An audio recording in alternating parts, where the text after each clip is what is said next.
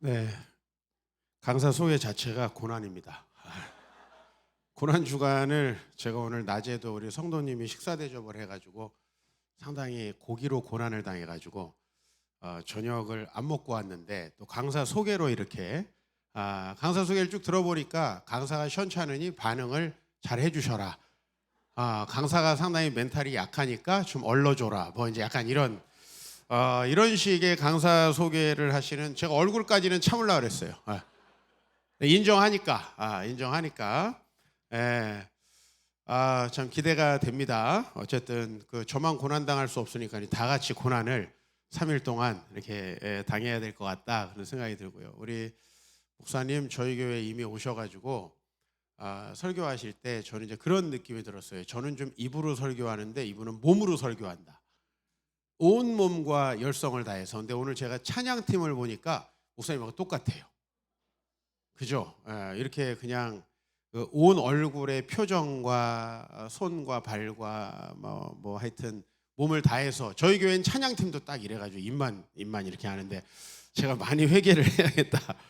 우리 목사님 오셔가지고 열과 성을 다해서 해주셨는데 어쨌든 감사드립니다.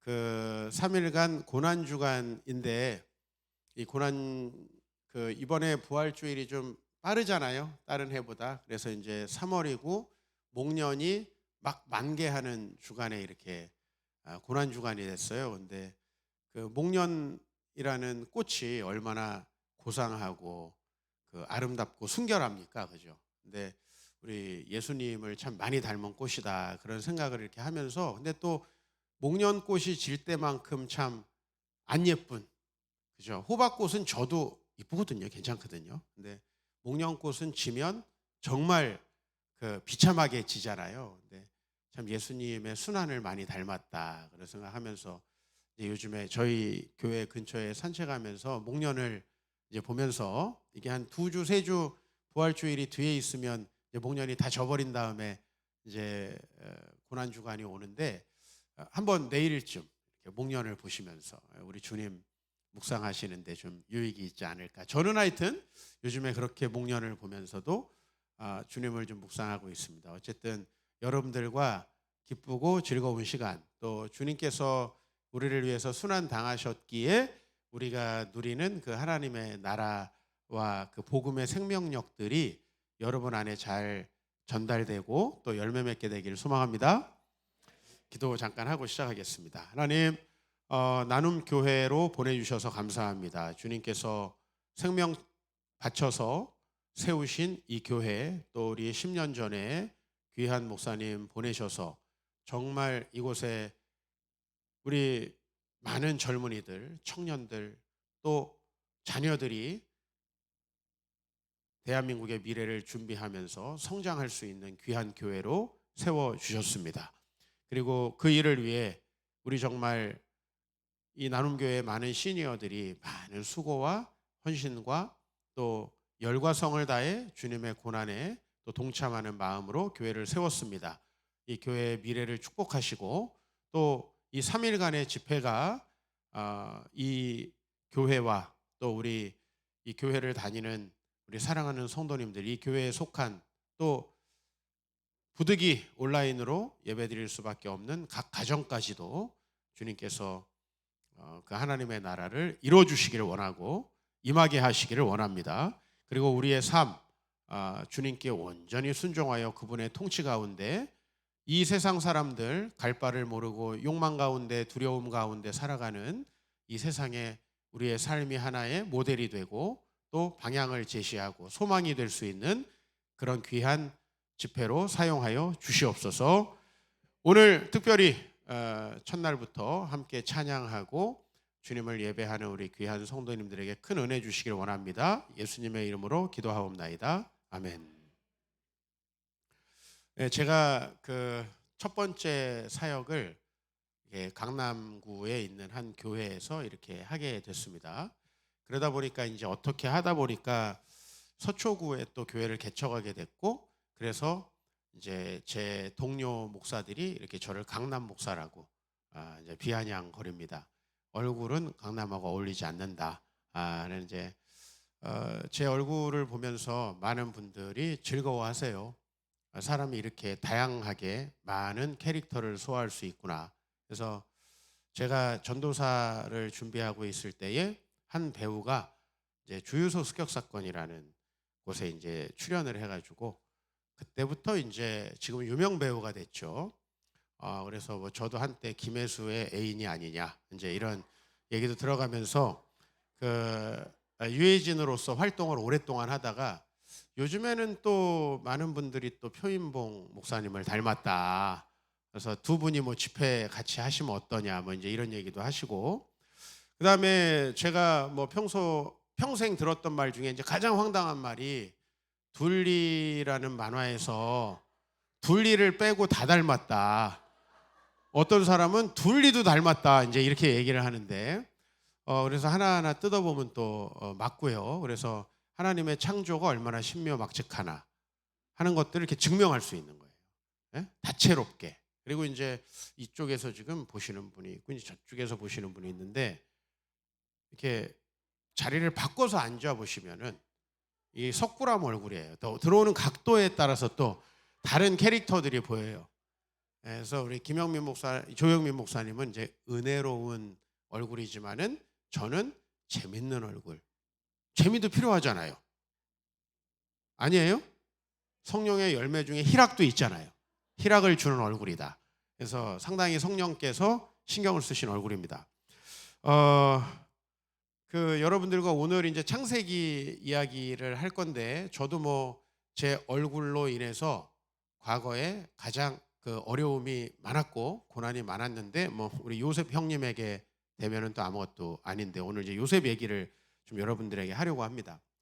강남에서 사역을 할 때 저는 이제 여러분들도 강남에 대한 어떤 선입견 뭐 이런 게 있잖아요. 뭐 누가 강남에 산다, 강남에 사무실을 한다, 강남에 교회를 한다 어떤 선입견이 우리나라에 있습니다.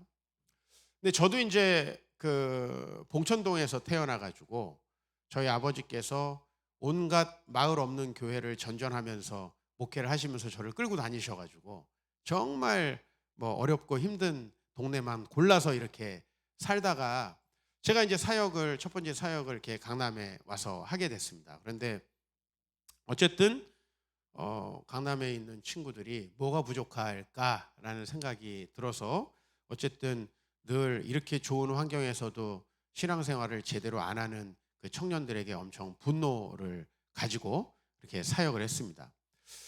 그런데 이제 청년들에게 그래도 제자훈련이라는 거를 하면서 제가 가르치지만 또 청년들 얘기도 그래도 한 번쯤은 들어봐야 되지 않을까 해서 청년들에게 1시간씩 자기 이야기를 좀 할 수 있는 기회를 주고 이제 가벼운 마음으로 토요일마다 한 서너 명씩의 영혼들을 1시간씩 제가 1시간을 잡았다는 건 뭐냐면 니들에게 뭐 이야기가 있어 봤자지 뭐 과가 마음에 안 들어요 뭐 이런 얘기라든지 아니면 올여름에 어딜 여행을 가야 될지 좀 추천해 주세요라든지 예? 뭐 그다음에 고작 뭐 있어 봤자 뭐 여자친구를 어떻게 이렇게 사귀어야 되는가 뭐 지금 내가 좋아하는 애가 있는데 어떻게 뭐 프로포즈를 해야 되나 뭐 이런 질문이 나올 거라는 예상을 하고 1시간씩만 시간을 줬고 50분이죠. 저도 10분씩 쉬어야 되니까. 그리고 휴지를 준비하지 않고 정말 가벼운 마음으로 이제 상담을 했습니다. 그런데 너무나 놀랍게도 한 절반 정도 친구들이 들어와서 얼마 안 돼서부터 눈물을 흘리기 시작하는 거예요. 그리고 그 이후부터는 이제 사실 대화가 잘 안 되고 시간은 다음 사람 정해놨으니까 내가 일단 시간을 잘못 잡았구나 이제 이런 생각들을 하게 됐고요. 한 친구는 왜 계속 우는가 얘기를 안 하고 계속 울다가 나갔어요. 그래가지고 지금까지 얘기를 안 했어요. 한 25년 정도가 됐는데 혹시 여러분이 찾으시면은 우리 정다와 자매라고 이름도 참 정다워요. 근데 그 자매는 그냥 울다가 나가서 제가 지금도 사실은 만나면 한번 물어보고 싶습니다. 기억이 나는 자매님이 있는데 이제 당시에 그 역삼동에 아버지 건물이 있었고요. 예, 그다음에 키도 굉장히 크고 또 서울에 소재한 어떤 대학에 다니고 온 가족이 교회 열심히 출석하고 또 아버지는 그 제가 굉장히 큰 교회에 있었는데 그 교회에 어쨌든 안수 집사님으로서 이렇게 교회 봉사도 헌신적으로 이 부부가 하시는 그런 뭘 봐도 별로 이렇게 그 주변에는 뭐 부모님 알코올 중독자인 애도 있고 교회 안 다니는 부모님인 경우도 있고 교회는 다니지만 뭐 가난한 경우도 뭐 교회가 강남에 있다고 강남 친구들만 다니는 건 아니잖아요. 이제 다양한 데서 다니다 보니까. 근데 정말 뭘로 봐서도 조건이 굉장히 이제 출중한 아이가 있었는데 그 청년이 들어와 가지고 울기 시작하는 거예요. 그래서 이제 수습을 하고 왜 우는가 했더니 이제 이 아버지께서 완전히 지킬 박사와 하이데인 거예요. 예, 교회에서는 너무 훌륭한 성도님인데 집에서는 아내와 너무너무 자주 싸우고 싸울 때마다 이제 가정 폭력을 하는 거죠. 예? 그러니까 이제 이 자매는 그게 너무너무 힘들었던 거예요. 왜냐면은 한번 생각해 보세요. 여러분의 부모님이 교회를 안 다니는 알코올 중독자예요. 그러면 교회에서 아유 우리 아버지가 교회도 안 다니시고 술을 많이 드셔가지고 기도 좀 해주세요. 뭐 이렇게 얘기할 수 있잖아요. 그죠? 근데 제가 만약에 그런 놈이에요. 그럼 우리 딸이 청년부에서 소그룹을 하면서 우리 아버지가 요새 술을 너무 많이 드신다. 어머니를 팬다. 얘기할 수 있나요? 못 하잖아요. 그러니까 기도 제목도 얘기할 수 없는 거예요. 그리고 이제 주변에서 뭐라 그러죠? 야, 내가 이번엔 너희 아버지하고 같은 부서에 교사하게 됐잖아. 니네 아빠 진짜 최고야, 최고. 오늘 밥 사줬어. 그럼 어떤 생각이 들겠어요? 위선자라는 생각이 들고 더 힘든 거예요. 도대체 예수님은 뭔가? 이제 이런 아픔 속에서 이제 이 자매는 아마 여러분들이 스트레스가 극단적으로 오면은 어떤 몸에 이상이 좀 생기실 거예요. 그죠? 그런 부분이 다 있더라고요. 저희 아내는 이제 스트레스가 오면은 요 손 관절이 잘 안 움직여요. 류마티스 관절염이 있어가지고. 그래서 내가 왜 그래? 그러면 스트레스 유발자는 당신이야. 항상 그래가지고 이제 하여튼 우리 아내가 뭐 이렇게 손발이 저린다 그러면 이제 그때부터 저녁에 또 한 소리를 듣겠구나 하는데 이제 이 자매님은 어떤 현상이 생기냐면 여기 이제 사람이 이렇게 손이 있어요. 그러면 손톱 밑에 하고 첫 번째 마디 사이가 있죠. 그 사이가 골마요. 그래서 거기서 진물이 흘러요. 근데 사실은 나는 그냥 그 자매가 거기를 뭐 만지는 버릇이 있나? 거기가 자꾸 만지다 보니까 감염이 됐나 그랬는데 그 스트레스가 거기로 분출되는 거예요. 근데 이걸 어디다 얘기할 수가 없죠. 그 다음에는 이제 저만 아는 거죠. 주일날 교회를 오면은 제일 먼저 거기를 보게 되는 거예요. 그러니까 사실은 이 자매님은 신앙이 성장하기가 매우 어렵습니다. 그죠? 하나님이 사랑하신다 그래도 사랑하시는데 나는 왜 이런가? 믿음 생활 잘하면 좋은 가정 이룰 수 있다. 우리 아버지 믿음 생활 엄청 잘한다고 교회에서 인정받았는데 가정폭력인데 어떤 말씀이 그 안에 들어갈 수 있겠습니까? 그 친구를 비롯해서 제가 알게 된 것은 정말 무슨 지역과 어떤 나라를 막론하고 엄청나게 많은 사연들이 있다는 것입니다. 제가 미국에 이제 자주 요즘에는 가는데요. 제가 미국에 처음 간 게 2012년도입니다. 동부에 말씀을 전하러 갔는데 주일에 오전에 한 교회에서 예배를 드리고 이제 오후에 다른 바로 윗주로 가는데 저를 이제 2주 동안 운전해 주셨던 목사님이 이제 주일날은 또 해당 교회 사역을 해야 되잖아요. 그래서 이제 제가 그 콜택시를 이용해 가지고 이동을 하게 됐어요. 한 70살 정도 되신 우리 어르신 한국 분께서 차를 몰고 오셔서 이제 차를 탔습니다. 한 2시간 정도 가야 되는데 뭐 아무 얘기 안 하고 이렇게 또 가기가 그래가지고 제가 질문을 하나 했어요. 어떻게 해서 미국에 오시게 됐습니까? 되게 저 궁금하지 않아요, 여러분들? 사람이 도대체 어떤 일이 있었길래 이민을 가는가? 그죠? 우리가 이사를 가는 것도 다 사연이 있잖아요. 근데 이민을 가는 건 도대체 뭘까? 그래서 그 얘기를 딱 했는데 저도 어디 가면은 말로는 별로 안 지는 사람이잖아요.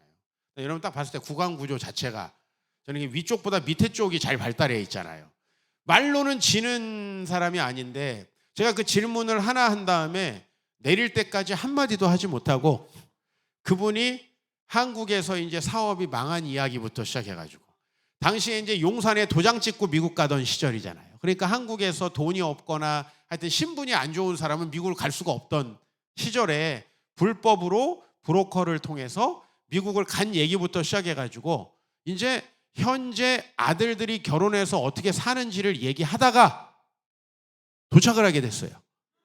도착을 하게 됐는데 아마 제가 지금 생각해 보면 그 연세에 그 얘기를 어디서 들어줄 데가 없는 거지. 그렇지 않겠어요?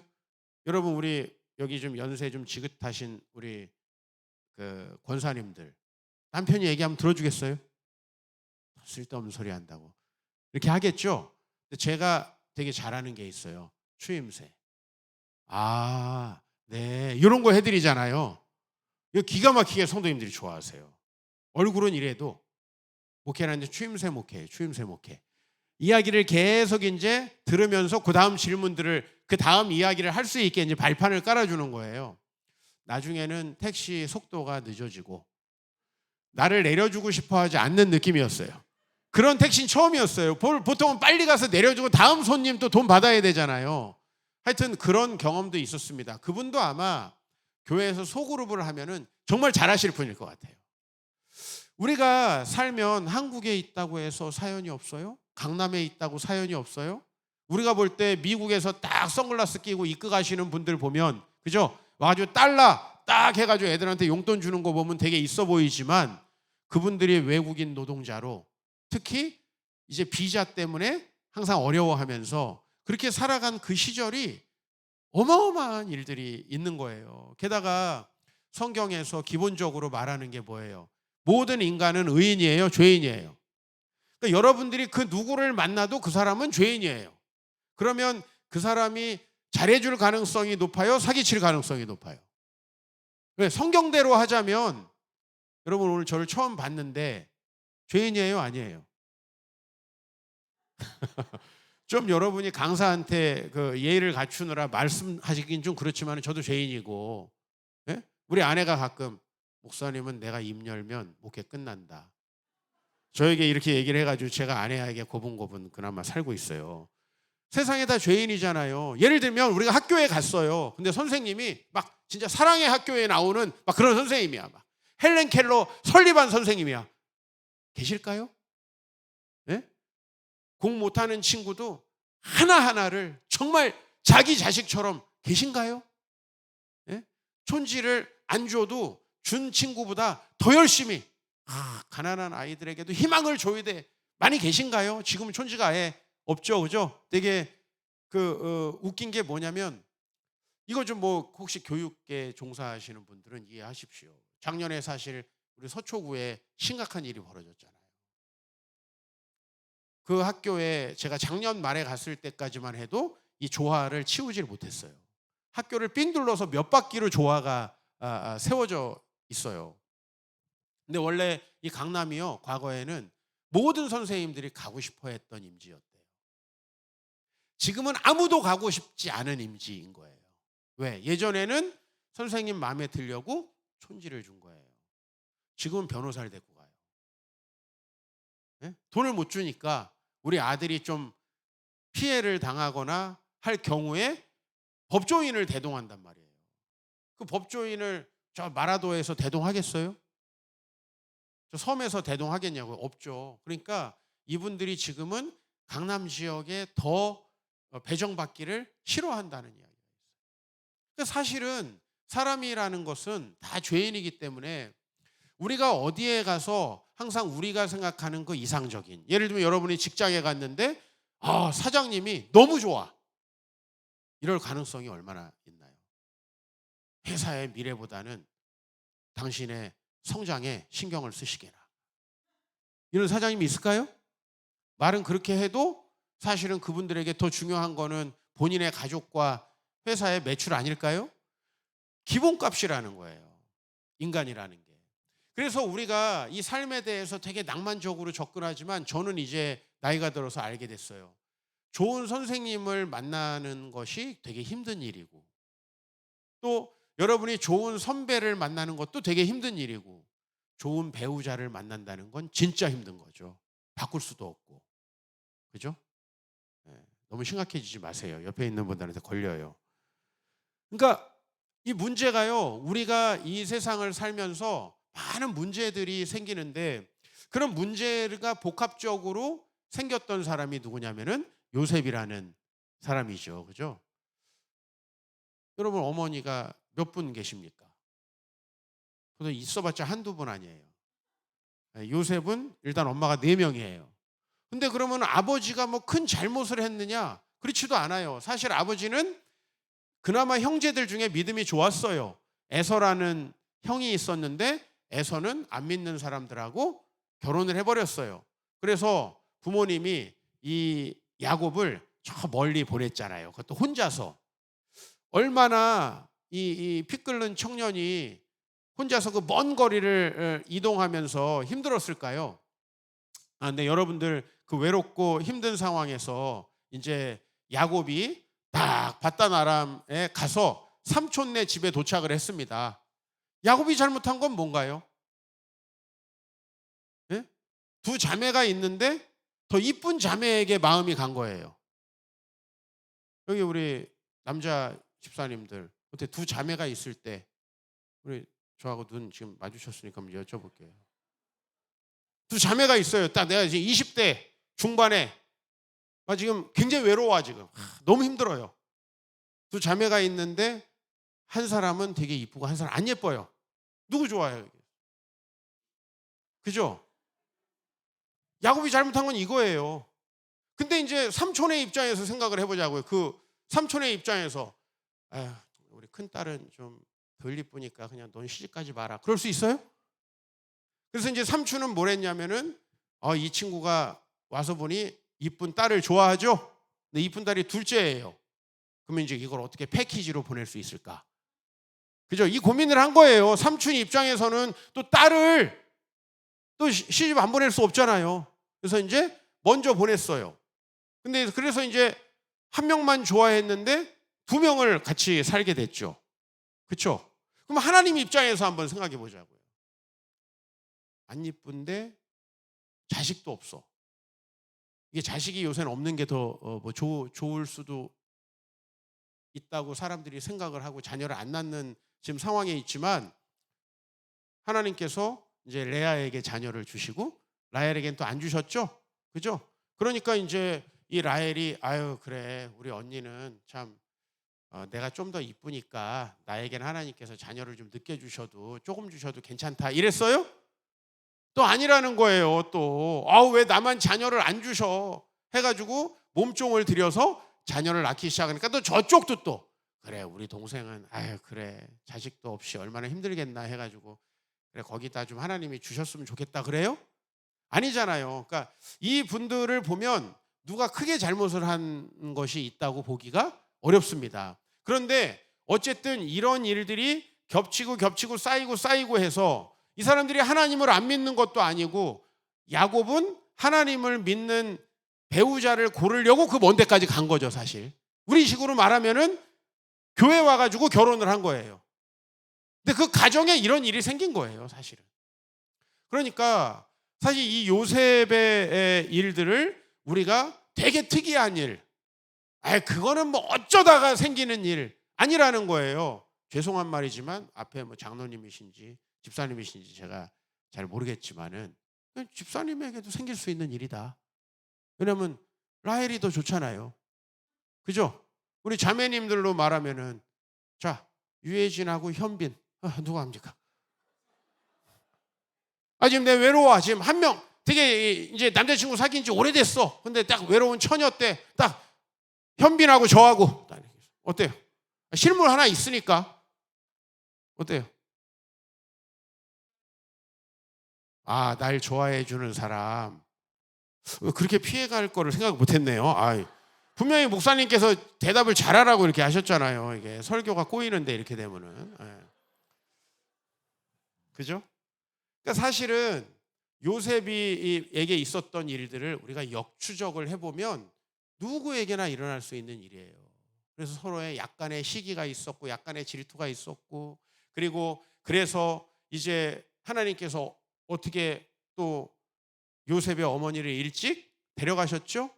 자, 이제 이복형이 10명이 있어요. 요셉과 베냐민이 있는데, 이 어린애들이 얼마나, 또 여러분도 막 자녀 많이 낳다 보면 막둥이들이 더 이쁘잖아요. 더 이쁜 데다가 또 자기가 제일 사랑했던 자매의 아들이고 하니까 좀 더 챙겼겠죠? 그래서 어떻게 했어요? 형들은 전부 다 양치러 보내고, 이 요셉에게만큼은 그들을 감시하는 감독자의 역할을 주고, 옷도 그것과 좀 연관되어 있다라고 주로 주석을 하는데 채색 옷을 입히고 해서 특별 대우를 했단 말이에요. 자, 형들 입장에서는 상처를 받겠어요? 안 받겠어요? 받죠. 형들 입장에서 생각해 보면. 근데 또 요셉이 눈치도 없어요. 맞죠? 또 근데 그 나이에 눈치 없는 것도 또 당연하죠. 나 같았으면 얘기 안 해. 그죠? 얘기하면 안 되죠. 지금 상태가 제가 형이면 몰라도 사실대로 얘기했어요. 그 다음에 형들이 좀 양을 키우다가 양이 좀 줄어들었어요. 그래도 집에 가서는 어떻게 해줘야 돼요? 지금 자기 상황이. 형들을 좀 변호해줘야 되는데 일일이 사사건건 고자질을 합니다. 사실 또 그 나이에 애들이 또 고자질 하죠. 또 하죠. 그죠? 이게 우리 집 애들도 전혀 다르지 않아요. 저도 자식이 넷인데 전혀 다르지 않아요. 그러니까 사실 생각해 보면 요셉에게 일어날 수 있는 일들. 그러면 또 어떤 분은 그래요. 목사님, 그러면 아니 보디발의 아내는 그걸 죽였어야지, 그거를 요셉이 감옥 가는 거는 별로 가당치 않지요. 또 이렇게 얘기하시는 분들이 있어요. 여러분, 고대 사회의 노예는 물건이에요. 제가 그 창세기 주석을 여러 가지를 보다가 한 군데에 이렇게 얘기하더라고요. 요셉을 재판을 해가지고 감옥에 보냈다는 건 재판부도 다 요셉이 무죄라는 것을 인정하는 판결이라는 거예요. 근데 어느 민주적인 나라가 자국민 우선을 안 하겠습니까? 그렇잖아요. 요셉은 잡혀온 노예에다가 외국인이잖아요. 근데 여기는 귀족에다가 신분도 높은 집안에다가 자국인이잖아요. 그죠? 근데 사형, 이건 볼 것도 없이 사형이에요. 원래 어떻게 했죠? 감옥에 보냈죠. 감옥도 흉악범들이 있는 감옥이었습니까? 아니면 왕을 섬기는 사람들, 정치범들의 감옥이었습니까? 후자 아니에요. 그러니까 사실은 그 정도 판결은 생각해보면 억울하지 않아요. 자, 다시 정리를 하면 야곱의 아버지가 자기를 편애한 것도 이해가 되고, 애시당초에 그러면 레아한테도 똑같이 해줬어야지 왜 아빠는 예수 믿는데도 자매의 외모를 보냐? 외모 봅니까? 안 봅니까? 보잖아요. 그죠? 자매님들 외모 봅니까? 안 봅니까? 자매님들 다 보신대잖아요. 답을 애매하게 하셔가지고 저를 곤란하게 하시는데, 자매님들도 봐요. 근데 그러면 왜 우리 아내는 저랑 결혼했냐? 그런 게 기적이라는 거예요. 이 하나님의 신비. 그렇잖아요. 그러면 목사님 지금 봤을 때 그래도 괜찮으신데요? 저는 지금이 제 인생에서 최고 잘생긴 날이에요. 저는 어렸을 때 정말 상태가 안 좋았어요.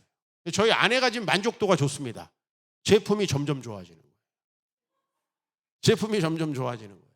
원래 이때쯤 되면 상태가 아주 안 좋아졌어야 되는데, 저는 확실하게 얘기할 수 있는 게 있어요. 우리 목사님은 옛날 제 사진 다 봐서 알 거예요. 저는 20대보다 지금이 훨씬 나아요. 그럼 도대체 20대는 어땠냐? 훨씬 더 유해진과 가까웠어요. 실물 유해진과 정말 가까웠어요. 제 20대, 30대 초반에는 그 사람과 저의 표정별 비교, 또 자세별 비교, 막 이런 거 해가지고 막 그게 인터넷에 이렇게 많이 올라가 있었는데, 저도 사는데 쉽지 않았던 사람이에요. 근데 우리가 이제 삶에 대해서 접근할 때 어떤 생각을 갖기 쉬워요? 어떤 어려운 일이 생기면 어떤 생각을 갖기 쉬워요? 나만 그렇다라는 생각을 갖기 쉽죠.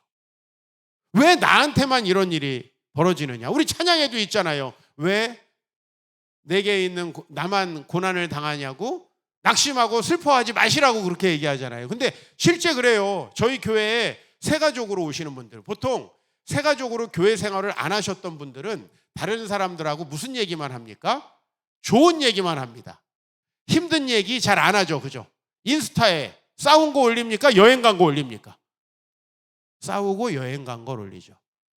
그리고 다시 와가지고 또 싸우고, 싸운 얘기 전혀 올리지 않습니다. 사람들은 다 자기를 포장해요. 사실 교회에 와야지 거의 사람 무장해제가 되잖아요.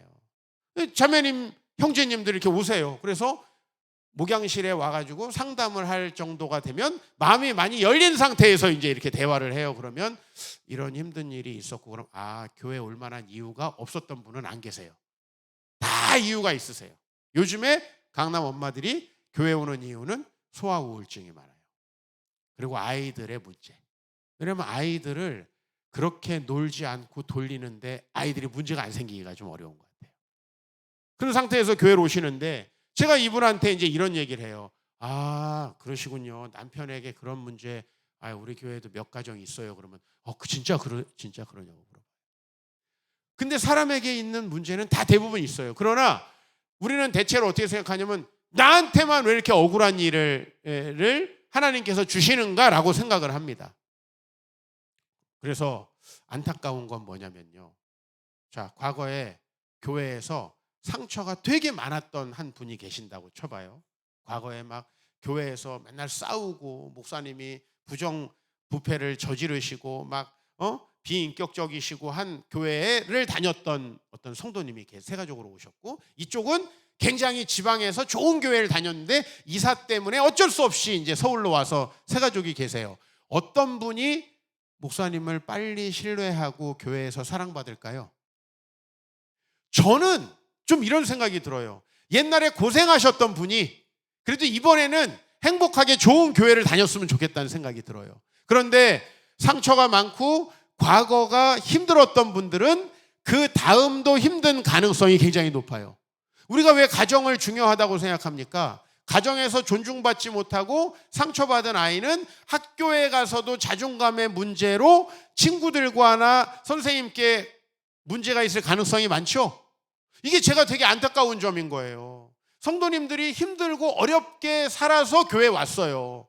그럼 앞으로가 잘 돼야 되는데요. 여러분, 예수님이 우리를 위해서 이렇게 십자가에 죽으시고 부활하시고 우리에게 하나님 나라를 주시겠다라고 다 약속을 해놨는데 왜 우리가 누리지 못하는가? 반면에 말하면 요셉은 어떻게 도대체 하나님의 나라를 누리면서 살았는가라는 거예요. 오늘 여러분 한 분 한 분 저하고 택시를 한번 탄다고 생각을 해봐요. 그리고 우리가 2시간을 같이 가야 돼요. 그래서 제가 여러분들에게 학창 시절에 어떠셨어요? 어렸을 때 가정은 어떠셨어요? 아마 그러면 여기 절반 이상 눈물 안 흘리실 분 없을걸요. 지금까지 살면서 부부 관계가 어떠셨어요? 눈물 안 흘리실 분 별로 없을 거예요. 근데 그게 우리만 그런 게 아니라는 거예요. 우리 대부분이 그런 삶을 살아갑니다. 근데 제가 요셉의 이야기를 읽으면서 정말 독특하고 일반적이지 않다, 교회에서 잘 일어나지 않는 일이라고 생각드는 게 뭐냐면, 요셉이 그래요. 형들에게 팔렸어요. 보디발의 집에 왔어요. 일반적으로 이렇게 부당한 일을 당하고 어려움을 당하고 환난을 당했던 사람은 근무 태도가 좋습니까? 안 좋습니까? 안 좋습니다. 근데 요셉은 근무 태도가 매우 좋아요. 그렇죠? 다 맡긴다는 거예요. 와이프 빼놓고는 모든 걸 너한테 맡긴다. 이거는 거의 없는 일이에요. 제가 목회를 하면서 안타까운 건 그런 거예요. 저 친구는 가정도 그렇게 행복하지 않았고 또 경제적으로도 윤택하지 않았고 교육의 기회도 많이 없었고 힘든 일이 많았는데 어떻게 저렇게 밝지? 이래야지 이제 이게 복음의 능력인데 대부분은 그것과 연동되어서 간다는 거예요. 연동되어서 간다. 너무 마음 아픈 거죠. 그럼 복음이 과거에 힘들게 산 사람은 계속 힘들게 살고 과거에 잘 산 사람은 계속 잘 산다, 이건 복음이 아니잖아요. 복음이라는 건 과거를 뒤집는 놀라운 능력이 있어야 되는데 저는 요셉에게서 그런 걸 발견하게 된다는 거죠. 좋아요. 보디발의 집에서는 내가 비록 팔렸지만 살아야 되니까 열심히 한다고 쳐요. 내가 간음을 저지르지도 않았는데 무고하게 감옥에 갇히면 어떤 생각이 들겠어요? 그래도 외국인 이고 내가 여기 종인데 이 정도면 하나님께 감사하다, 그 생각 먼저 들까요? 아니라는 거예요. 이런 얘기를 목사가 하면 목사님 안 당해갖고 그딴 소리 한다고. 이 정도면은 감사하다, 이 정도면은 그래도 하나님이 보호하신 거다, 그거 동의하시는 분 별로 없어요. 더 상처가 된대요. 그래서 얼마나 말하기가 조심스러운지 몰라요. 그런데 요셉은요, 감옥에 들어갔는데 그 감옥에서 교도관을 오래 지내신 분의 책을 읽어보니까 감옥에 있는 그 어떤 친구도 자기가 죄를 져서 들어왔다고 얘기 안 한대요. 예? 그 어떤 친구도. 근데 요셉이야말로 진짜 죄를 안 지는 사람 아니에요? 근데 요셉은 마치 엄청난 죄를 짓고 들어온 사람처럼 아우 나는 살려주시기만 해도 너무 감사하지요 하면서 감옥 생활을 하는 거예요. 그러니까 옥중에서 간수가 사물을 다 맡기잖아요. 그죠? 그죠? 굉장히 어려운 일이죠. 그리고 원래 세상에서 상처받고 찢긴 사람 남에게 관심 있나요? 없나요? 남에게 관심 잘 없죠. 근데 요셉은 누가 꿈꿨다 그러면 그거 나한테 한번 얘기해 보세요. 내가 하나님 기도하면 나에게 답을 주실지도 몰라요 하면서 다른 사람의 삶에 적극적으로 개입한다는 거예요. 여러분, 다른 사람의 삶에 개입한다는 건 오지랖이 아니라 굉장히 영적으로 건강하다는 뜻이에요. 물론 이제 캔해 가지고 막 알리고 이거 말고 그런 사람 말고요. 근데 요셉은 굉장히 독특한 거예요. 도대체 어떻게 요셉은 형들이 팔고 그 아프고 힘든 시간들, 어려운 시간들을 지났음에도 불구하고 그 자세가 변치 않았을까? 그 하나님에 대한 신뢰가 변치 않았을까? 이제 오늘 본문은요, 오늘 이 41장 본문은 요셉이 그 과정을 다 겪어가지고 총리가 된 다음에 결혼을 해서 자식을 낳은 상태에 자식의 이름을 붙여주는 이야기예요. 51절 읽어보면은 요셉이 첫 번째 자식을 낳고 뭐라고 이름을 지었냐면 므낫세라고 이름을 지었습니다. 근데 그 뜻이 뭐라고 되어 있냐면 하나님이 내게 내 모든 고난과 내 아버지의 온 집 일을 잊어버리게 하셨다 함이요 라는 거예요. 그러니까 요셉이 과거를 쭉 돌아봤을 때 첫 번째 자식을 낳고 여러분 얼마나 감회가 새로울까요? 그렇죠? 나는 여기 노예로 왔고 아무것도 없었는데 총리가 돼가지고 거기서도 제사장의 딸과 결혼을 했어요. 이거는 고대에는 제사장은 굉장히 높은 신분이죠. 정말 높은 신분의 여성과 결혼까지 해서 자녀를 낳은 거예요. 그런데 그렇게 자녀를 낳고 왜 내가 여기까지 올 수 있었을까? 그렇죠? 왜 내가 올 수 있었을까? 저는 첫 번째 자녀 이름이 시은이에요. 은혜를 나눠주는 사람. 나는 은혜를 너무 많이 받았더라고요. 너무 가난하게 살았는데 너무 많은 장학금도 받고 주변 사람들의 도움을 받았더라고요. 첫 번째 자녀의 이름을 지을 때 은혜를 나눠주는 사람이 되라. 그게 어떻게 보면 신앙 고백이거든요, 우리에게. 근데 첫 번째 아들에게 이 망각 이렇게 지어준 거예요. 이 므낫세라는 건 망각, 잊어버린다는 뜻이거든요. 그러니까 자기가 어떻게 하나님의 은혜로 여기까지 올 수 있었냐라고 할 때 저는 너무 많이 은혜를 받았다. 저는 이렇게 해석을 한 거고 이 사람은 잊어버릴 수 있었기 때문에 여기까지 왔다. 이렇게 해석을 한 거죠. 자기 삶에 대해서. 예? 그 잊어버림은 도대체 뭐냐라고 하는 거예요. 하나님이 내 모든 고난과 뭐 여기에는 감옥 간 이야기, 그죠? 예? 어렸을 때 엄마 일찍 잃어버렸잖아요. 또 엄마 일찍 잃어버린 이야기, 자기를 애지중지해 주시던 아빠의 품에서 이제 외국으로 팔려간 이야기, 뭐 이런 이야기들이 다 들어있겠죠. 집에서 어렸을 때부터 겪었던 얼마나 불편해요. 여러분 혹시 어머니가 여러 명이시라면 빨리 태어나셔야 돼요. 이복 형제들이 많은데 밑에 태어나는 건 진짜 안 좋은 거래요. 안 좋죠. 왜냐하면 보복을 당할 수가 있는 거죠. 그죠? 근데 가장 밑에 태어난 거예요. 11번째, 12번째. 자기 동생 베냐민하고. 그래 그 모든 일을 잊어버렸기 때문에 여기에 왔다. 할렐루야. 그러니까 여러분이 오늘 한번 저하고 이 고난주간인데 주님께서 우리에게 왜 오셨나? 전 이렇게 좀 연결하고 싶어요. 여러분의 과거를 잊고 살으라고. 여러분의 과거를 잊고 살으라고. 그러면 잊는다는 건 도대체 뭘까? 여러분 기억을 해야 되는 건 참 기억 안 나죠. 그죠? 근해 공식 기억납니까? 예? 우리가요 기억해야 될 거 영어 단어 오지게 기억 안 나가지고 참 힘들었잖아요. 그죠? 암기 이게 진짜 힘들잖아요. 근데 잊어버리는 거는 또 더 힘들어요. 예? 교회를 여러분이 오랫동안 다니다가 목사님이 여러분을 굉장히 상처 주는 말을 했어요. 기억나죠? 아마 오늘도 여러분들이 아무리 좋은 설교를 들어도 이 설교는 오래 기억나지 않습니다. 근데 제가 아유 저 집사님은 뭐 이쁜 것만 좋아하고 제가 이렇게 이제 비난을 하고 갔다고 쳐봐요. 저분 평생 저 못 잊을 겁니다. 그죠? 예? 그래서 여러분 진짜 내가 모욕당하고 그 다음에 내가 진짜 부끄러웠던 나에게 진짜 상처 줬던 이런 이야기만 기억이 남는다는 거예요. 예? 우리 남성분들은 아마 부부싸움들을 해보시면은 여러분의 아내들이 얼마나 머리가 좋은지를 아실 수 있을 거예요. 얼마나 머리가 좋은지. 그래서 나를 만난 날부터 지금까지 소급 적용돼요. 예? 이거 공소시효 이런 거 없습니다. 나를 만난 날부터 지금까지 시간별로 장소별로 어떤 상황에서 어떤 이상한 짓을 했는지 어떤 말을 했는지 모두 다 기억을 해가지고 오늘까지 얘기를 하죠. 한번 건드려 보세요. 오늘 밤에 시범적으로 옆에 아내분이세요? 가서 한번 건드려 보시면은 얼마 결혼한 지 얼마나 되셨어요? 결혼한 지 22년. 네.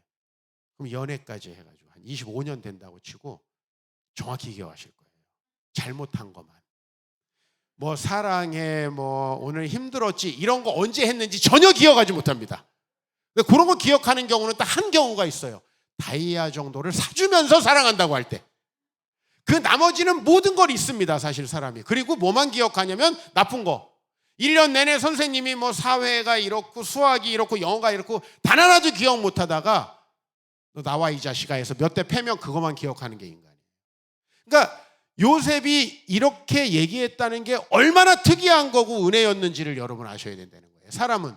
그래서 여러분 나중에 인생을 복음 없이 살아간 분들은 말을 시켜보면 자기가 억울하고 힘들었던 일만 전체를 얘기합니다. 그리고 제가 요즘에 이제 프랑스의 파스칼 브리크네르라고 하는 철학자의 책을 가끔 이렇게 읽습니다.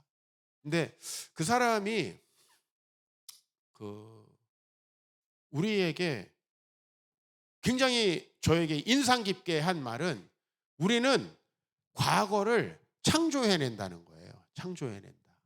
그러니까 우리 기억이라는 게 얼마든지 서로 다른 것들을 조합해가지고, 그죠? 저는 저희 아내랑 서로 누가 먼저 좋아했는지 항상 지금도 논쟁하거든요. 그러니까 사람의 기억이라는 게 마음의 태도가 어떤지에 대해서. 그래서 이 사람은 우리는 미래를 창조하는 게 아니라 과거를 창조한대요. 진짜 그렇다라는 생각이 들었어요. 미래 계획 세우고 어차피 계획하는 대로 안 돼요, 여러분. 근데 과거는 우리가 어떻게 할 수가 있어요? 우리가 진짜 믿음이 좋잖아요? 그럼 어떤 기억이 나죠? 아, 나에게 도움 주셨던 분들, 나 사랑해 주셨던 분들, 나 잘못했는데도 용서해 주셨던 분들, 이런 게 기억납니다. 근데 내 믿음 상태가 안 좋잖아요? 그럼 뭐만 기억나죠? 나에게 상처 준 사람들, 나쁜 얘기한 사람들, 심지어는 자기가 욕먹을 만한 짓을 해서 욕을 먹고도 앞에 거를 싹 잘라버리고 그 사람 나쁜 사람이라고 얘기하잖아요. 이게 우리의 영성을 보여준다는 거예요. 어떻게 해서 도대체 요셉이 그 어려운 일을 딛고도 이렇게 믿음으로 승리할 수 있었느냐라고 할 때 너무 중요한 게 잊어버림이라는 거예요. 근데 우리가 생각해 보면요, 이 잊는다는 거는 진짜 어려운 거예요. 그리고 사실상은 불가능한 거예요. 아니, 형들이 자기를 판 그날, 그죠? 어디로 가는지도 모르고 끌려가던 그날을 잊어버릴 수 있겠습니까? 예? 말 한마디만 한 것도 다 기억하는데? 그렇잖아요. 예? 또 자기가 무고하게 저 거짓말하는 저 여자의 증언에 따라서 감옥에 간 그 날을 잊어버릴 수가 있습니까? 잊을 수가 없는 거죠. 도대체 잊었다는 건 무슨 뜻이냐? 뇌과학책을 하나 읽어보니까요, 사람이라는 거는 이 뇌의 앞부분에 이렇게 해마라는 부분이 있는데 우리가 모든 걸 기억하는 게 아니라 기억을 장기 기억으로 할 것과 대부분은 기억을 이제 소멸시킨대요. 단기로만 기억하다가. 그럼 그 기준이 있을 거 아니에요. 예를 들면 내가 요건 기억해라 뿅 해서 이렇게 기억할 수 있다면 우리는 뭐 글쎄 지구에서는 받아줄 대학이 없겠죠? 그죠? 근데 이상하게 너무너무 기억이 안 나잖아요. 근데 기억하지 말아야 될 건 어떻게 이렇게 기억나죠? 특히 밤 10시에서 새벽 2시 정도 사이에 여러분들이 우울한 기분으로 혼자 있어 보세요. 슬픈 노래를 들으면서. 아마 온갖 종류의 사탄의 음성들이 들릴 겁니다. 대부분의 우울증이 불면증과 관련이 있다는 사실을 여러분 아셔야 돼요. 이거는 우리의 과거를 재창조하는 힘이 있습니다. 성령이 우리 과거를 창조하는 게 아니라 우리 과거를 우리가 새롭게 만들어냅니다. 그때 이제 여러분들은 뭐 어렸을 때 누가 너 가난하지, 너 뚱뚱하지, 너 돌머리지 했던 것들이 다 기억나기 시작합니다. 막 그죠? 부끄러운 기억들. 저도 초등학교 3학년 때 학교에서 똥을 쌌어요. 똥 싸게라. 근데 제가 이게 똥 오줌과 관련이 좀 많은 사람입니다. 저는 초등학교 5학년 때까지 또 그 이불에다가 오줌을 쌌어요. 근데 여러분들 저를 자꾸 비웃는데 제가 항이뇨 호르몬이 부족한 사람이더라고요. 이렇게 얘기하니까 좀 괜찮죠? 최근에 의사 선생님한테 진단을 받았어요. 항이뇨 호르몬이라는 게 뭐냐면 소변이 안 나오게끔 사람이 잘 때 나오는 호르몬이래요. 그게 좀 부족한 사람이지 오줌 싸개가 아니에요. 앞으로 잘 기억하셔야 돼요. 누가 오줌 싸개다 그럼 뭐라고 얘기해 줘야 돼요? 아, 항이뇨 호르몬이 부족한 형제였구나. 이렇게 얘기해 주는 거예요. 기억 안 나실 거예요. 이런 얘기 기억이 안 나. 근데 저는 분명히 기억나요. 7살 때 우리 외갓집에 갔는데 또 어김없이 오줌을 쌌어요. 근데 그 시골에는 이런 풍습이 있더라고요. 키를 씌워가지고 뭘 얻어오라고 그래요. 갔더니 주걱으로 뺨때기를 한 대 날리더라고요. 이런 거는 너무나 선명하게 기억이 나요. 똥 쌌던 그날 절대 잊을 수 없어요. 그렇죠? 맞잖아요. 제가 오늘 좀 좋은 것만 얘기한 거예요. 웃긴 것만. 심각한 거 많잖아요. 심각한 거. 비수 같은 거 많잖아요. 너는 유해진 닮아서 안 사귈 거야. 뭐 이런 거. 비수 같은 거.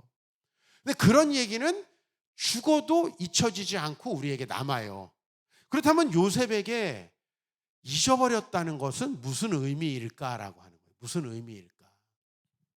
45장으로 가야지 좀 그 비밀이 풀릴 것 같아요. 그러면 진짜 잊어버렸나? 45장에 가니까 형들과 요셉이 대면하는 장면이 나옵니다. 45장 5절에 보니까 이렇게 나와요. 당신들이 나를 이곳에 팔았다고 해서 근심하지 마소서. 형들 입장에서 근심됩니까? 안 됩니까? 근심되죠 지금. 요셉이 살아있네? 근데 살아있는데 뭐예요 지금? 내 목숨을 좌지우지할 수 있는 상태에서 만난 거예요. 이건 뭐 너무 빼도 박도 못하는. 근데 혹시 잊어버렸겠지 하는데 당신들이 나를 팔았잖아. 내가 그 요셉이야. 야, 이거 이제 큰일 나는 거죠. 잊어버리고 있어요? 아니죠. 당신 옛날에 나한테 그 말 했잖아. 그런 얘기 많이 들으세요? 저는 많이 들어요. 목사님이 그때 결혼하기 전에 나한테 이렇게 얘기했잖아. 난 사실 기억도 없어요. 하기야 뭐 돌 던진 놈은 잘 모르지. 근데 기억도 없는데 정확하게 기억하고 계속 반복적인 상처를 받으면 내 문제인가? 하여튼 그 가해자가 문제이긴 하지만 그거를 안고 사는 사람이 피해를 많이 보잖아요, 여러분. 근데 요셉이 무슨 얘기를 하냐면 왜 이건 진담으로 얘기하는 거예요. 형들이 나를 이곳에 팔았다고 해서 근심하지 마시고 한탄하지 마세요. 그 다음 구절 읽어볼까요? 시작.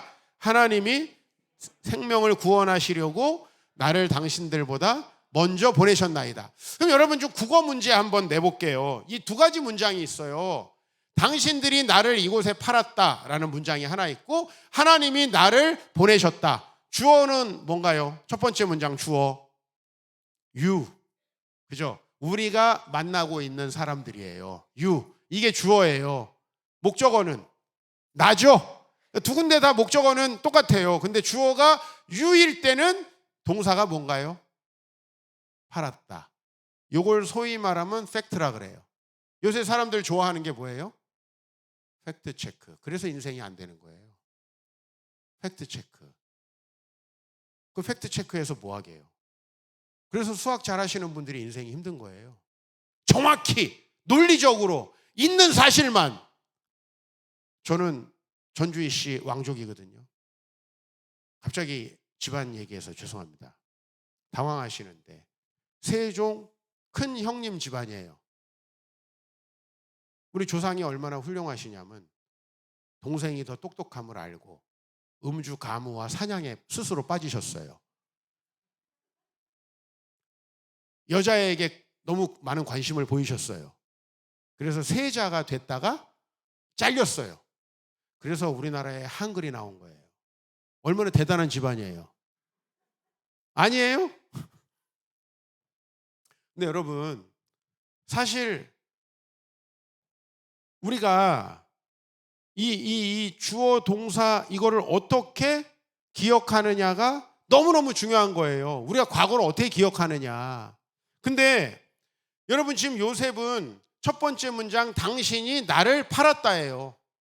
이게 팩트예요. 이 조선시대 때 우리 집안이 이제 대대로 그래서 왕을 하잖아요. 그죠? 누가 대체로 사약을 받았는지 아세요? 진실을 말한 사람들이에요. 부부간에 진실을 말한다. 당신이 몇 월 며칠에 나한테 이런 얘기 했잖아. 이렇게 해서 사약을 받는다고. 무슨 얘기냐면 이런 이야기들 때문에 교회가 과거에서 벗어나지 못하는 거예요. 이런 이야기 때문에 관계가 앞으로 진전을 못하는 거예요. 사람이 미숙하기도 하고 실수하기도 하잖아요. 그죠? 형들도 어렸으니까 상처 있었을 거 아니에요? 아버지도 외로웠으니까 이쁜 거 좋아했을 거 아니에요? 아니, 이거 생각해보면 다 이해가 되는 거예요. 사실은 그 상처와 아픔과 고통 속에 자기도 눈치도 엄청 없었고, 이걸 종합적으로 생각해보면 하나님의 은혜만 있다면 이거 충분히 극복할 수 있는 거예요. 그런데 자기가 당하는 모든 일들은 너무너무 억울한 거예요. 자기가 남에게 당했던 일들은 절대로 과거사 진상규명을 해야 되는 거예요. 이런 사람들이 다 조선시대에 사약받았다는 얘기예요. 이거는 결코 우리 삶에 좋지 않아요. 예수님도 그걸 원하지 않으십니다. 그 때문에 고난받으신 게 아니에요. 예수님은 대신에 문장을 재해석하기를 바라세요. 첫 번째 문장은 당신이 나를 팔았다예요. 아주 간단한 삼형식 문장이에요. 주어, 목적어, 동사. 영어로 말하면. 두 번째 문장은 주어가 누구죠? 하나님이죠. 목적어는 나고. 단어가 뭘로 바뀌었어요? 보냈다. 이제 정확한 역사적인 사실은 요셉이 가나안 땅에서 애굽으로 간 거예요. 그죠? 근데 첫 번째는 팔았다를 강조하는 거죠. 두 번째는요, 보냈다를 강조하는 거죠. 여러분, 첫 번째 일어난 일은 하나님이 없는 사람들이 좋아하는 거예요. 팩트 체크. 그죠? 근데 영적인 의미로 해석해 보니까 요셉은 그거 하나님이 보내셨다는 거예요. 그러면 질문 하나 드릴게요. 이걸 요셉이 언제부터 생각했냐? 아, 지금 잘 되고 나니까 이 생각을 했을까요? 아니면 하나님께서 내 꿈에 보이셨듯이 뭔가 특별한 계획이 있으셔서 나를 여기에 보내셨을지도 몰라. 이 생각을 보디발의 집에서부터 했을까요? 어디서부터 이 생각을 했을까요? 보디발의 집에서부터 한 거예요. 왜냐하면 태도를 보면 알 수가 있는 거예요. 태도를. 제가 어렸을 때 천막에서 한 10년을 살았어요. 저는 캠핑을 제일 싫어합니다. 난 집을 놔두고 캠핑 생활하는 사람 이해가 안 돼요. 배드민족한테 캠핑하라는 거랑 마찬가지인데 저는 캠핑 생활을 충분히 했잖아요. 우리 아내는 자꾸 뭐 글램핑을 가자 그러는데 난 진짜 너무 힘들어요. 빗소리가 낭만이래요. 난 매일 들었어, 한 10여 년을. 예? 근데 내가 지질이 가난해서 작은 집에 천막에 살았고 그래서 창피함을 느꼈다라고 한다면 제 마음이 어떻게 됐을까요? 그죠? 그렇잖아요. 그러나 저는 지금까지 어떻게 해석을 했냐면 하나님이 나에게 어떤 가난과 어려움 속에서도 살아갈 수 있는 일체의 비결을 알려주셨구나. 사도 바울 말씀 들으면 난 팍팍 와요. 풍부에 처할 줄도 알고 이건 잘 안 와요. 근데 비천에 처할 줄 안다는 건 내가 확실히 경험을 이제 하나만 하면 되는 거예요. 난 하나는 확실히 했기 때문에. 여기 다 애매하시잖아요. 풍부함 얼마나 하셨어요? 이재용 정도 하셔야죠. 그거 못 해보셨을 거고. 저처럼 텐트 한 10년 사셨다. 수도 전기 없는 그런 텐트에서 한번 살아보세요. 근데 저는 그것이 제가 교회를 개척하고 어려운 일이 있을 때마다 엄청나게 강한 힘을 줬어요. 아니 내가 그렇게도 살았는데 내가 왜 못해? 제가 교회를 개척할 때 저희 아버지는 암으로 투병 중이셨어요. 저의 첫 번째 딸이 막 태어났어요. 그래서 지금 저를 낳아주신 분은 세상을 떠나시려고 하고 있고 같은 해에 이제 가시고 왔죠 우리 딸이. 그런 와중에 제가 개척을 했습니다. 주변 분들이 저에게 너 지금 병원비도 많이 들고 아이 우유값도 벌어야 되는데 실제로 우유값 얼마 들지도 않더만 뭐 맨날 우유값 얘기를 해. 어떻게 교회를 개척하느냐라고 얘기하는 거예요. 근데 저는 없이 사는 거에는 자신이 있어요. 이게 대단한 자신감입니다. 제가 강남에서 사역하면서 이 강남 사람들은 기본 월천이 없으면 생활 자체가 안 되는 사람이에요. 얼마나 불쌍한 사람들이에요. 월 100이어도 살 수 있는 사람이 많은데 능력 부족. 안 그래요, 여러분? 무슨 일을 할 수가 있어요? 내가 돈에 매여 있으면 세상에서 할 수 있는 일이 없습니다, 여러분. 근데 어떻게 해석하느냐? 그래서 어렸을 때 저희 어머니가 되게 이상하게 생각하는 거예요. 우리 엄마는 사모님이셨지만 힘드셨었나 봐요. 야, 너는 집 창피한데 왜 자꾸 애들 데리고 오냐? 너는 집이 왜 창피한지를 사실 몰랐어요. 집인데 집이라는 게 건물을 보면 부끄러울 수 있죠. 근데 나는 우리 엄마 아빠 다 살아있고 또 집에서도 형이라서 동생을 때릴 수 있고 아주 너무 좋은 집이었어요. 제가 항상 얘기하잖아요. 먼저 태어나는 게 좋다고. 먼저 태어나는 게. 요셉은 저보다 좀 더 힘들었을 거예요. 자, 여러분 과거에 대해서 뭐가 중요하냐면 해석을 하는 게 중요한 거예요. 우리는 팩트로 사는 게 아니에요. 그걸 해석하고 살아가는 거예요. 똑같이 고난을 주셔도 하나님이 나를 연단하시고 성장시켜 가시는구나. 그러면 그 고난을 이겨낼 수가 있어요. 충분히. 이겨내라고 드리는 말씀이 아니고 어차피 우리 삶에는 힘들고 어려운 일도 생겨요. 이왕 힘들고 어려울 거 운동한다고 생각하면 좋지 않아요? 저는 중학교를 1시간씩 걸어 다녔어요. 고등학교도 돈이 없어가지고 수원 동수원 사거리에서 우리 학교까지 수원 교도소를 끼고 돌았는데 지금 생각해보니까 어떻게 교도소 길을 밤 11시에 맨날 다녔는지 모르겠어요. 모르니까 가능한 일인 것 같아요. 무식한 것도 그렇게 나쁜 건 아닌 것 같아요. 근데 제가 그래서 그런지 우리 교회에서 지금 제가 하체가 제일 좋습니다. 꿀벅지. 근데 제가 어렸을 때는 이 다리가 튼튼하다는 게 중요한 걸 몰랐어요. 근데 그러더라고요. 이 다리 근육이 튼튼한 사람이 병도 잘 안 걸린대요. 저는 운동을 한 거지 돈 없어서 걸어 다닌 게 아니에요. 맞습니까? 안 맞습니까? 여러분의 자녀들이 여러분의 가난한 시절을 이렇게 기억해 준다면 이거 돈 얼마 주고 살 수 있을까요? 근데 지금 얼마나 많은 자녀들이 훨씬 더 좋은 환경 속에서도 아빠 왜 우린 이게 없어? 왜 저게 없어? 이렇게 하잖아요. 그걸 누가 하고 있냐면 사실 우리가 하고 있는 거죠. 우리가. 이거는 철저히 객관적인 사실의 문제가 아니라는 거예요. 여러분에게 오늘 문하세의 은혜가 임하기를 바랍니다. 그래서 7절에 보니까 하나님이 큰 구원으로 당신들의 생명을 보존하고 당신들의 후손을 세상에 두시려고 나를 당신들보다 먼저 보내셨다. 조금 더 문장이 길어지는데 한번 하나님이 나를 보내셨다는 똑같죠. 기본 구조는. 근데 여기에는 이제 왜 하나님이 그러셨는가가 나와요. 이거는 언제 알았을까요? 지금 한 거예요. 네? 그 전에는 믿음으로 이럴 것이다라고 믿은 거지 실제는 아니에요. 이게 뭡니까? 히브리서 11장에 말하는 믿음은 바라는 것들의 실상이요, 보지 못하는 것들의 증거죠. 그죠? 그 믿음이 있었기 때문에 아직 왜 하나님이 이렇게 했는지 다 알아요? 몰라요? 왜 공부해야 되는지 알고 나니까 공부할 기회가 주어지던가요? 예? 아, 이래서 엄마가 공부하라 그랬구나 할 때는 공부를 못할 때예요. 맞죠? 어렸을 때 어떻게 하는 게 좋아요?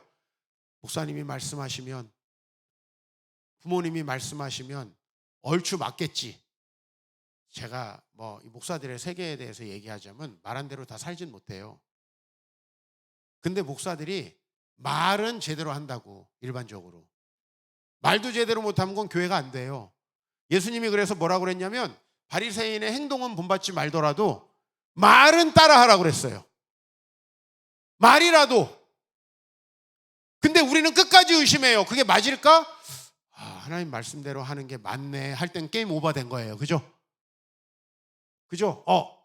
죽어보니까 진짜 예수 믿으면 몸에 부활이 있네. 그때 다시 믿을 수 있어요? 없는 거예요. 우린 진리를 항상 믿음의 형태로만 가질 수가 있어요. 근데 이 과학을 공부하고 좀 머리가 좋다는 사람들은 이거를 눈에 보일 때까지 안 믿는 거야. 그 믿음은 죽어야만 가질 수가 있어요. 얼마나 불쌍한 거예요. 이걸 살아서 믿어지는 분들에게 주의 축복이 있길 바랍니다. 부활이 여러분에게 믿어진다면 여러분은 바보가 아니라 믿음이 좋은 사람인 거예요. 마찬가지예요. 도대체 나에게 주셨던 꿈이 무슨 의미일까? 괜히 꿈 얘기했다 어떻게 됐어요? 잡혀갔잖아요. 꿈 얘기해서 팔려갔잖아요. 맞잖아요. 아니, 꿈이 도대체 무슨 의미야? 이렇게 얘기할 수도 있지만 요셉은 구체화되기 전에도 믿죠. 아브라함은 자식을 번제로 드리라는 명령을 받았어요. 근데 진짜 자식을 드려야 되는 상황이 됐어요. 그렇죠? 그때까지는 뭘로 가는 거예요? 믿음으로 가는 거예요. 그러면 결과로 믿음이 확증되는 거죠. 하나님은 준비해 놓으셨구나. 자식이 물어보잖아요. 번제할 어린 양은 어딨냐? 하나님이 준비하실 것이다. 이게 믿음이죠. 할렐루야. 이게 믿음입니다. 그 해석을 그렇게 해서 할 수 있는 거죠. 그러니까 여러분, 글쎄요, 과거에 어떤 일들이 있으셨는지 저하고 배틀을 하면 저도 있었을 거고 여러분들 저보다 가슴 아픈 사연들도 있으실 겁니다. 근데 그것 때문에 여러분의 미래가 망치면 안 된다는 거예요.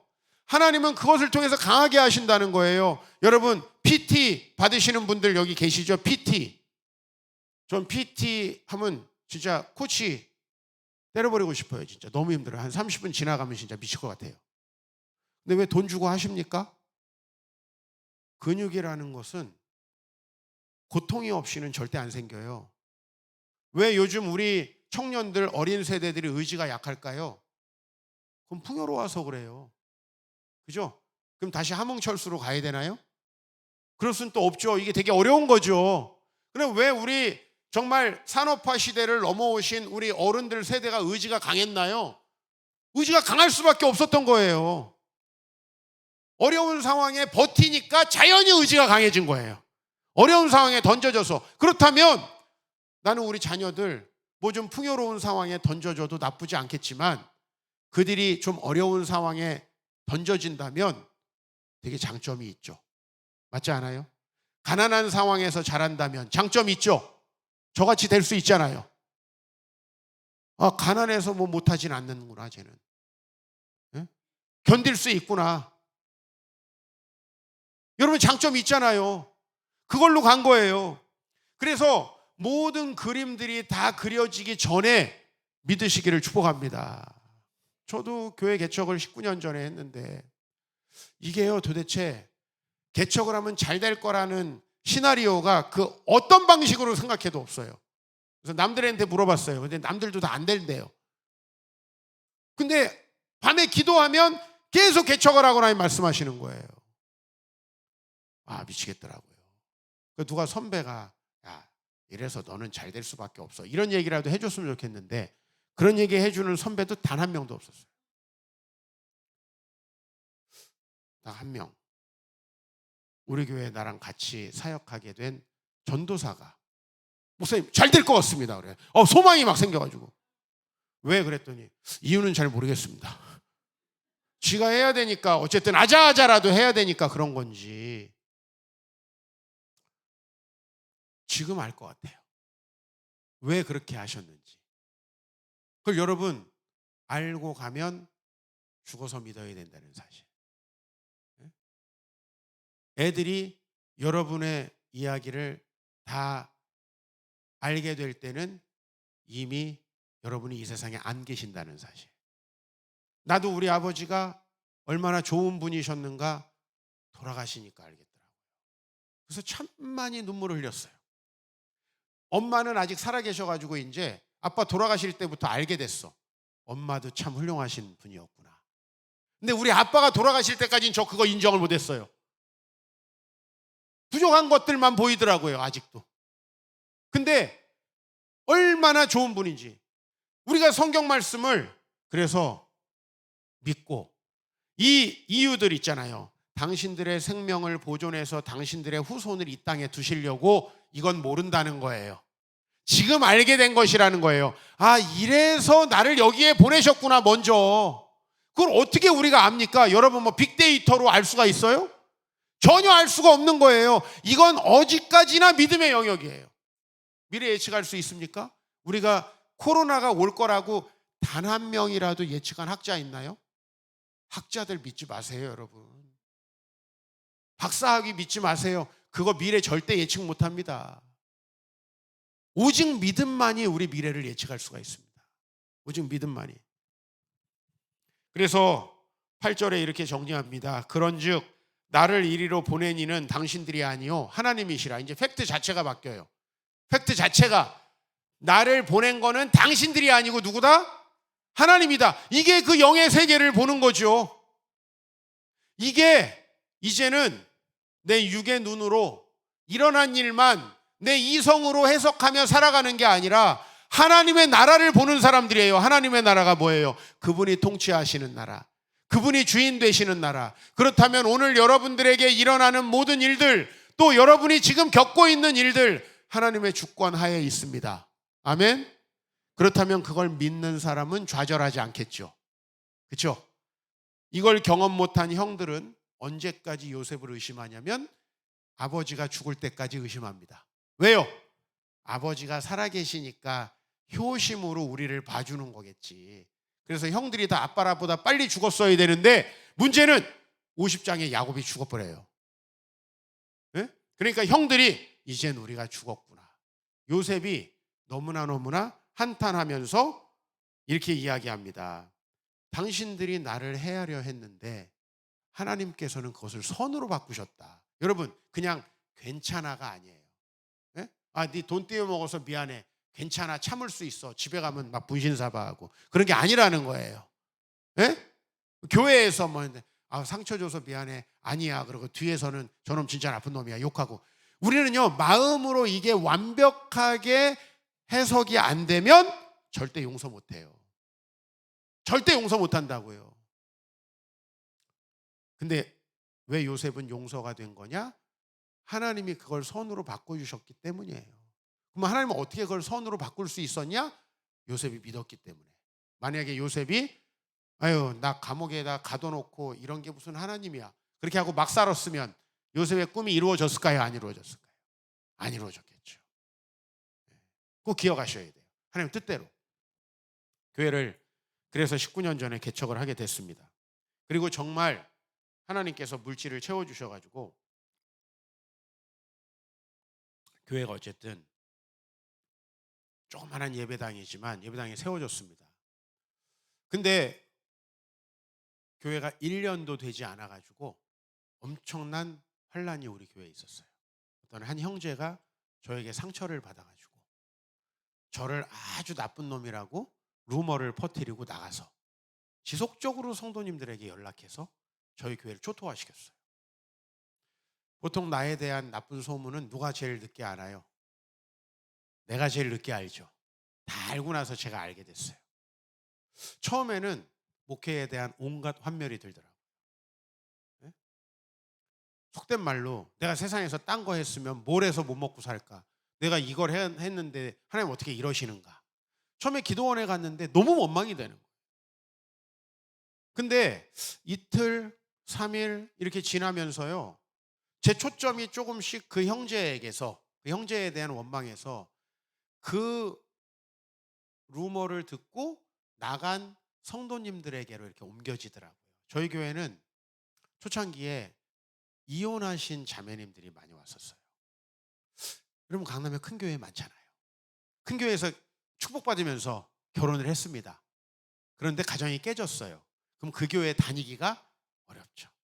지나가면서 다 물어볼 거 아니에요. 요새 남편 뭐해? 뭐 잘 모르시는 분들이. 그래서 이제 저희 교회. 근데 이분들이 또 한 번 상처받고 떠나신 거예요.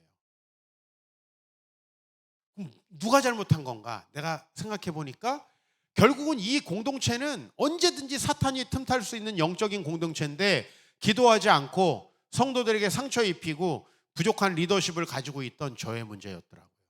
저는 그때 신대원에서 배웠던 목회학 수업에서 전혀 배울 수 없었던 정말 중요한 교훈을 깨달았어요.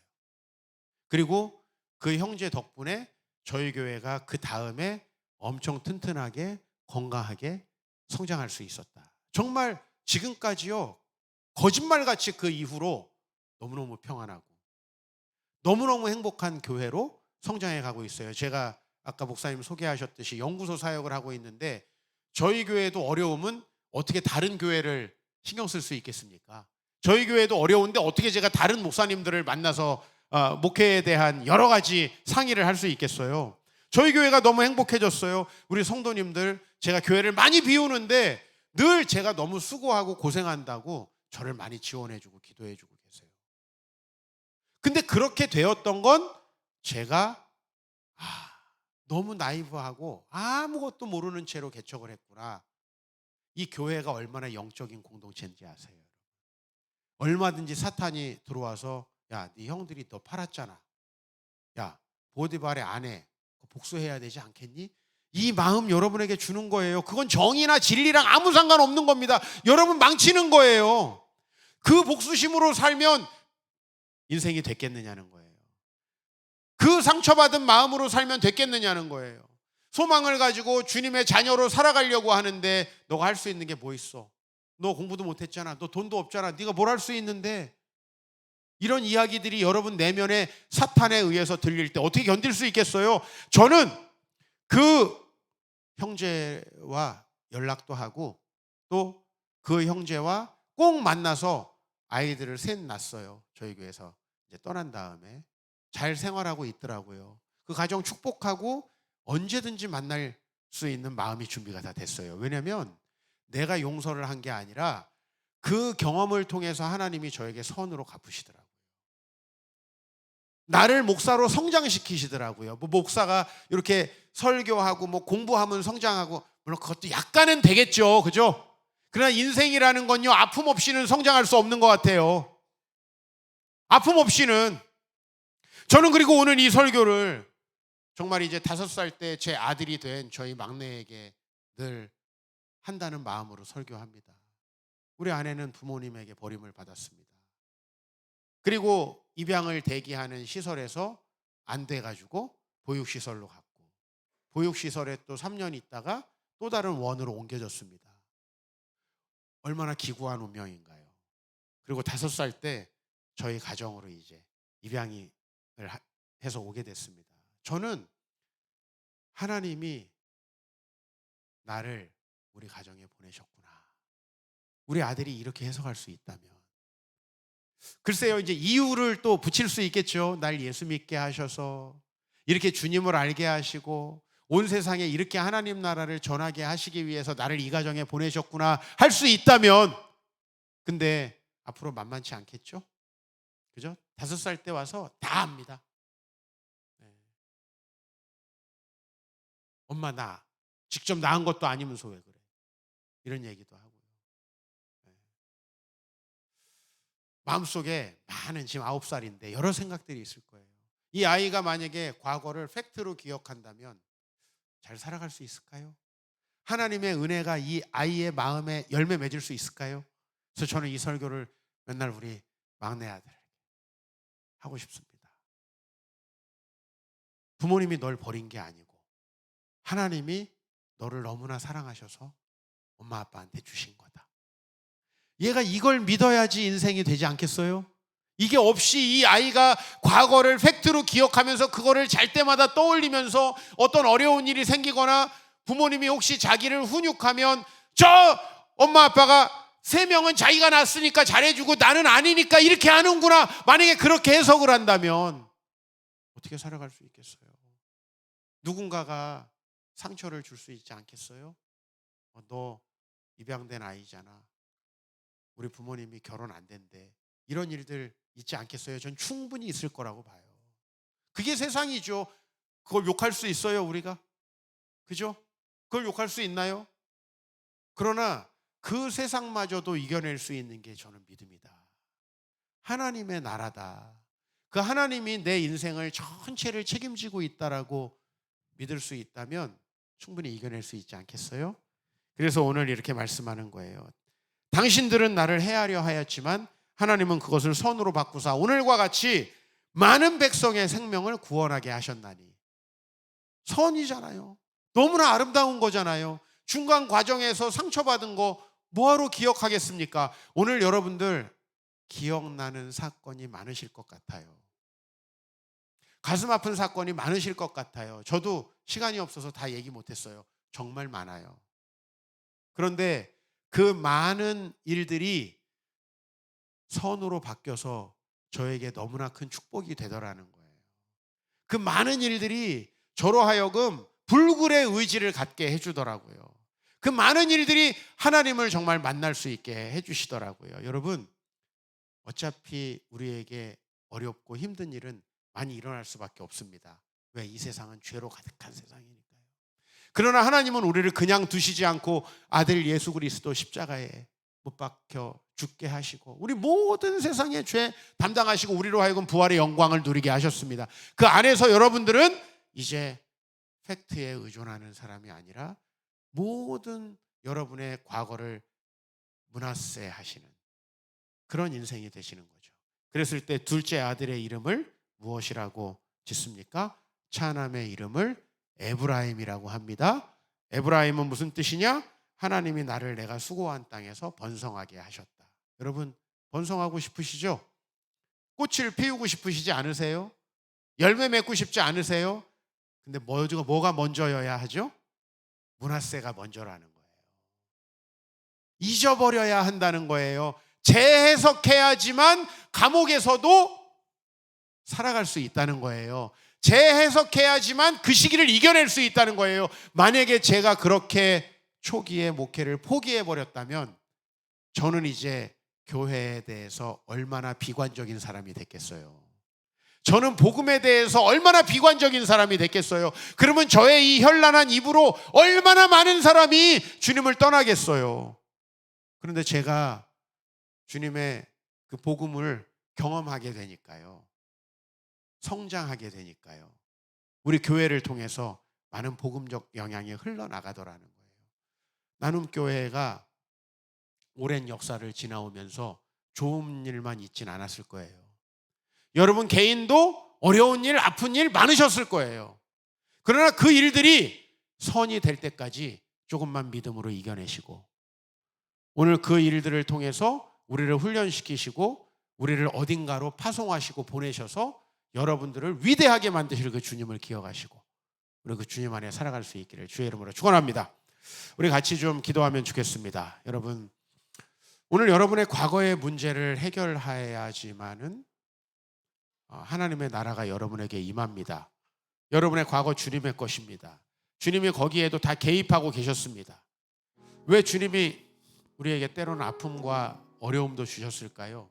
그것은 많은 생명을 구원하기 위해서, 그 안에서 인내를 훈련하게 하시기 위해서, 헐벗고 굶주린 사람들도 사랑할 수 있게 하시기 위해서, 우리 나눔교회가 정말 이름 그대로 하나님의 은혜를, 진리와 사랑을 온 세상에 나눌 수 있는 교회 되기 위해서 그 일을 하셨을 것입니다.